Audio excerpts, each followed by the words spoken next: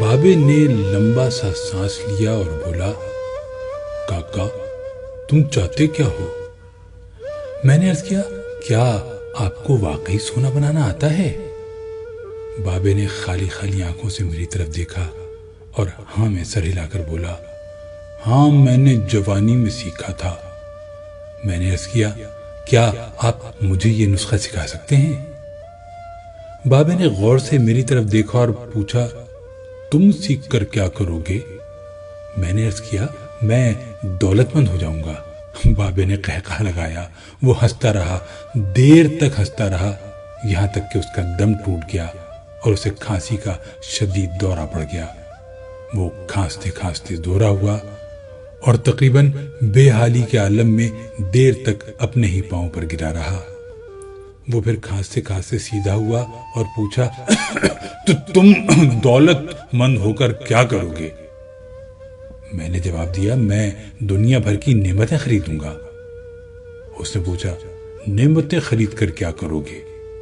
میں نے جواب دیا، میں خوش ہوں گا، مجھے سکون ملے گا۔ اس نے تڑپ کر میری طرف دیکھا اور کہا، گویا تمہیں سونا اور دولت نہیں، سکون اور خوشی چاہیے۔ میں خاموشی سے اس کی طرف دیکھتا رہا۔ اس نے مجھے جھنجھوڑا اور پوچھا، کیا تم دراصل سکون اور خوشی کی تلاش میں ہو؟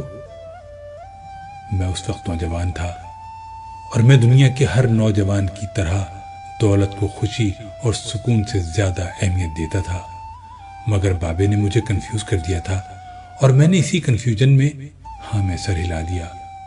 بابے نے ایک اور لمبا قہقہ لگایا اور اس قہقہ کا اختتام بھی کھانسی پر ہوا۔ وہ دم سنبھالتے ہوئے بولا، کاکا میں تمہیں سونے کے بجائے انسان کو بندہ بنانے کا طریقہ کیوں نہ سکھا دوں؟ میں تمہیں دولت مند کے بجائے پرسکون اور خوش رہنے کا گر کیوں نہ سکھا دوں؟ میں خاموشی سے اس کی طرف دیکھتا رہا۔ وہ بولا، انسان کی خواہشیں جب تک اس کے وجود اور اس کی عمر سے لمبی رہتی ہیں، یہ اس وقت تک انسان رہتا ہے۔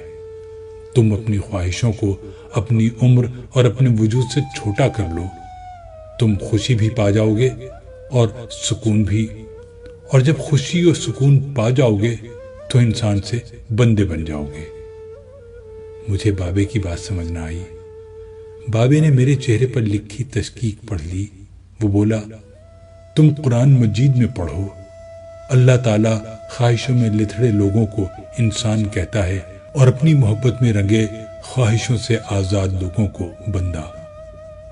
بابے نے اس کے بعد کامران کی بارہ دری کی طرف اشارہ کیا اور بولا، اس کو بنانے والا بھی انسان تھا، وہ اپنی عمر سے لمبی اور مضبوط عمارت بنانے کے خبر میں مبتلا تھا۔ وہ پوری زندگی دولت بھی جمع کرتا رہا، مگر اس دولت اور عمارت نے اسے سکون اور خوشی نہ دی۔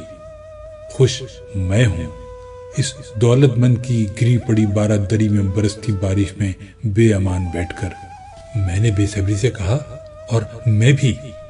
اس نے قہقہ لگایا اور جواب دیا، نہیں تم نہیں، تم جب تک تانبے کو سونا بنانے کا خبت پالتے رہو گے، تم اس وقت تک خوشی سے دور بھٹکتے رہو گے، تم اس وقت تک سکون سے دور رہو گے۔ بابے نے اس کے بعد زمین سے چھوٹی سی ٹہنی توڑی اور فرش پر رگڑ کر بولا، لو میں تمہیں انسان کو بندہ بنانے کا نسخہ بتاتا ہوں۔ اپنی خواہشوں کو کبھی اپنے قدموں سے آگے نہ نکلنے دو۔ جو مل گیا اس پر شکر کرو، جو چھن گیا اس پر افسوس نہ کرو۔ جو مانگ لے اس کو دے دو، جو بھول جائے اسے بھول جاؤ۔ دنیا میں بے سامان آئے تھے، بے سامان واپس جاؤ گے۔ سامان جمع نہ کرو، ہجوم سے پرہیز کرو، تنہائی کو ساتھی بناؤ۔ مفتی ہو تب بھی فتویٰ جاری نہ کرو، جسے خدا ڈھیل دے رہا ہو اس کا کبھی احتساب نہ کرو۔ بلا ضرورت سچ فساد ہوتا ہے، کوئی پوچھے تو سچ بولو، نہ پوچھے تو چپ رہو۔ لوگ لذت ہوتے ہیں اور دنیا کی تمام لذتوں کا انجام برا ہوتا ہے۔ زندگی میں جب خوشی اور سکون کم ہو جائے تو سیر پر نکل جاؤ، تمہیں راستے میں سکون بھی ملے گا اور خوشی بھی۔ دینے میں خوشی ہے، وصول کرنے میں غم۔ دولت کو روکو گے تو خود بھی رک جاؤ گے، چوروں میں رہو گے تو چور ہو جاؤ گے۔ سادھو میں بیٹھو گے تو اندر کا سادھو جاگ جائے گا۔ اللہ راضی رہے گا تو جگ راضی رہے گا، وہ ناراض ہوگا تو نعمتوں سے خوشبو اڑ جائے گی۔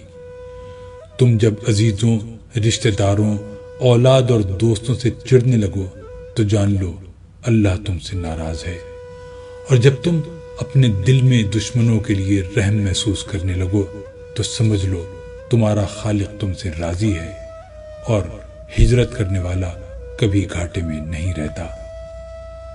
بابے نے ایک لمبی سانس لی، اس نے میری چھتری کھولی، میرے سر پر رکھی اور فرمایا، جاؤ، تم پر رحمتوں کی یہ چھتری آخری سانس تک رہے گی۔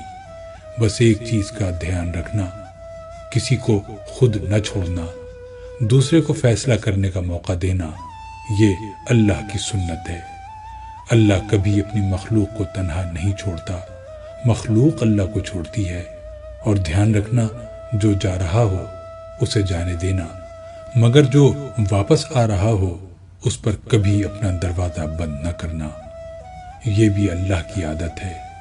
اللہ واپس آنے والوں کے لیے ہمیشہ اپنا دروازہ کھلا رکھتا ہے۔ تم یہ کرتے رہنا، تمہارے دروازے پر میلہ لگا رہے گا۔